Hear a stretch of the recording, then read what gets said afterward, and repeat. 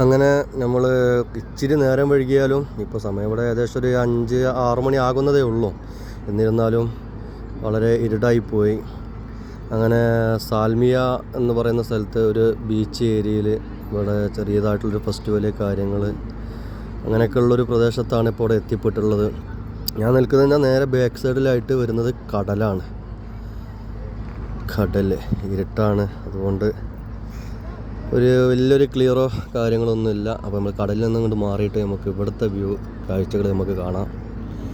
ഇവിടെ ചെറുതായിട്ട് എന്താ പറയുക, നമ്മുടെ നാട്ടിലൊക്കെ ഫുട്പാത്തിൽ കച്ചവടം ചെയ്യുന്നതെന്ന് പറഞ്ഞ മാതിരിയുള്ള ചെറിയ സെറ്റപ്പ്, ചെറിയ എന്തെല്ലോ സ്നാക്സ്, പെർഫ്യൂംസ്, ലേഡീസ് മേക്കപ്പ് സെറ്റിങ്സുകൾ, അങ്ങനെയുള്ള ഒരുപാട് സാധനങ്ങൾ ഇവിടെ ഉണ്ട്.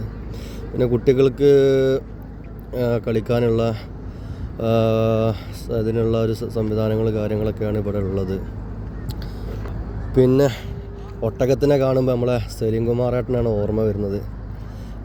ഒട്ടകം നമ്മുടെ ദേശീയ പക്ഷിയാണെന്നാണ് പറഞ്ഞിട്ടുള്ളത് സലീം കുമാറേട്ടൻ. അപ്പോൾ എന്താ പറയുക, കാപ്പി കളറിലുള്ള ഒട്ടകം ഇവിടെ വരുന്നുണ്ട്, വെള്ള കളറിലുള്ള ഒട്ടകം വരുന്നുണ്ട്. അപ്പോൾ ഞാനും തന്നെ ഒട്ടകത്തിന് ഇത്രയും നാളതിന് ശേഷം ഇത്ര അടുത്ത് നിന്ന് ഞാൻ ആദ്യമായിട്ടാണ് ഒട്ടകത്തിനെ കാണുന്നത്.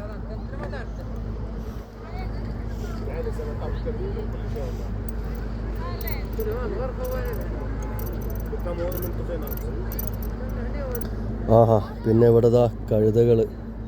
എൻ്റെ ജീവിതത്തിൽ ഞാൻ ആദ്യമായിട്ടാണ് ഞാൻ കഴുതനെ കാണുന്നത്.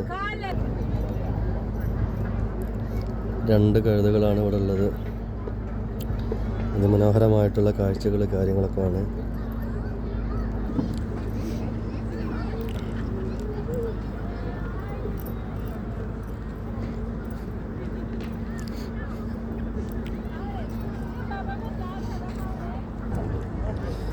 ഇത് കുതിരയാണ് കേട്ടോ. അപ്പുറം നിൽക്കുന്നത് കഴുതയും ഇപ്പുറം നിൽക്കുന്നത് കുതിരയാണ്. പിന്നെ ഇവിടെ ഈ സൈഡിൽ 3 ഒട്ടകമുണ്ട്.